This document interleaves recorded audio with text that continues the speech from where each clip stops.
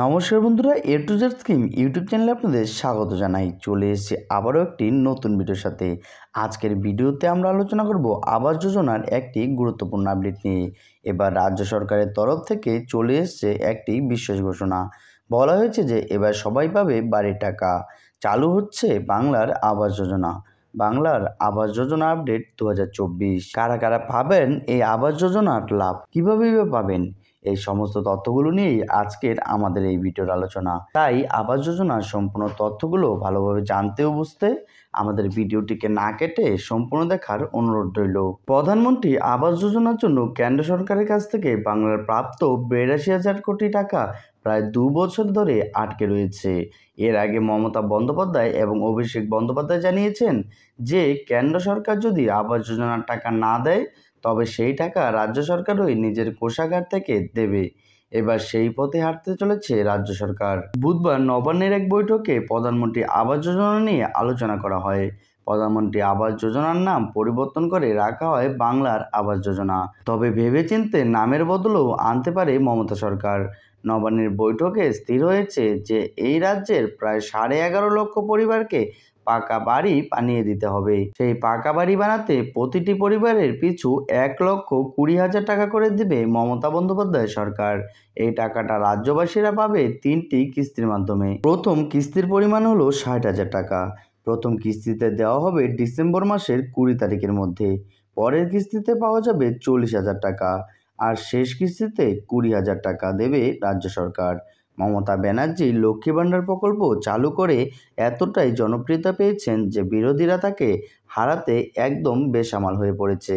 ইতিমধ্যে আর.জি. কর ধর্ষণকাণ্ডের ঘটনা মুখ্যমন্ত্রীর জনপ্রিয়তা কমালেও এখন আবাসন যোজনা নিয়ে তিনি সিদ্ধান্তটি গ্রহণ করেছে, তাতে তার জনপ্রিয়তা আরও বাড়তে পারে। আবাসন যোজনার শেষ কিস্তির টাকাটি সরকার এমন সময় দিতে চলেছে যে তার 7-8 মাস পরেই আরম্ভ হবে 24-এর বিধানসভা ভোট। এমনিভাবেই তিনি লোকসভা ভোটের আগেও রাজ্যের 2 কোটি মহিলাদের লক্ষ্মী ভাণ্ডারের বর্ধিত টাকা পাঠিয়ে দিয়েছিলেন। এই আবাস যোজনার মাধ্যমে 11 লক্ষ উপভোক্তার অর্থ অন্তত 44 লক্ষ মানুষ সুবিধা পাবে। বিশেষজ্ঞ মহলের মতে গ্রামীণ মানুষের কাছে নিজের ভিত শক্ত করার জন্য মুখ্যমন্ত্রীর এই আবাস যোজনার সিদ্ধান্ত গ্রহণ করেছে রাজ্য সরকার। নিয়ম অনুযায়ী আবাস যোজনার মাধ্যমে বাড়ি তৈরি করলে সেই বাড়ির বাইরে প্রধানমন্ত্রীর একটি ছবি ফলক হিসেবে টাঙানো হতো। এখন হয়তো সেই ফলকে এবার মুখ্যমন্ত্রীর ছবি থাকবে। নবান্ন থেকে খবর পাওয়া গেছে যে এই বাংলার আবাস যোজনার প্রার্থী বাছাইয়ের ক্ষেত্রে খুব সতর্কতা অবলম্বন করবে রাজ্য সরকার।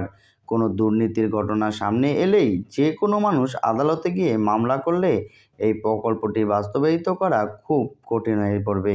এবারে প্রশ্ন উঠতে পারে যে রাজ্য সরকারের কোষাগারের অবস্থা আমরা সকলেই জানা। কোষাগারের এই অবস্থায় রাজ্যের 11 লক্ষ পরিবারকে 1,20,000 কোটি টাকা করে দিতে গেলে প্রায় 14,000 কোটি টাকা লাগবে। আর সেই টাকা কিভাবে দেবে রাজ্য সরকার?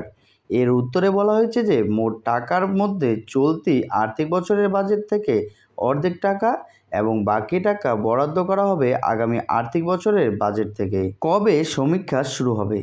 ডিসেম্বরে প্রথম কিস্তির টাকা দেওয়ার আগে কারা বাড়ির টাকা পাবে তা যাচাই করার জন্য বাড়িতে বাড়িতে সমীক্ষা করতে আসবে।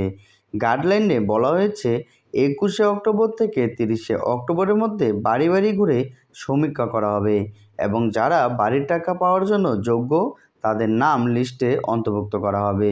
14 নভেম্বরের মধ্যে ক্রস চেকিং করা শেষ করা হবে। 21 থেকে 27শে নভেম্বরের মধ্যে বিডিও, এসডিও এবং জেলা শাসকের অফিসের সামনে এবং ওয়েবসাইটে যারা বাড়ি পাবে তাদের তালিকা দেওয়া থাকবে।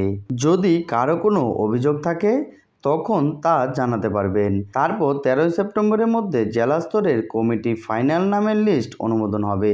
যাদের নাম ফাইনাল লিস্টে থাকবে তাদেরকে 20 ডিসেম্বরের মধ্যে প্রথম কিস্তিতে 60,000 টাকা ব্যাংক অ্যাকাউন্টে পাঠানো হবে। টাকা পাওয়ার কিছু শর্ত।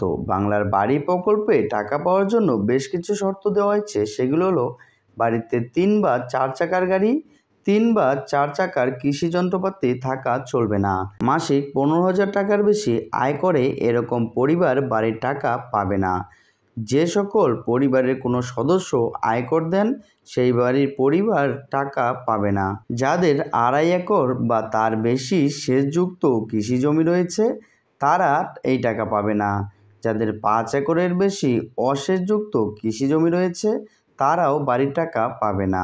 বাড়ির আগে থেকেই পাকা বাড়ি বা অন্য কোনো সরকারি ঘর থাকলে তারাও টাকা পাবে না। পরিবারের কেউ সরকারি ঘর পেলে সেই পরিবারের নতুন সদস্য বাড়ি পাবে না।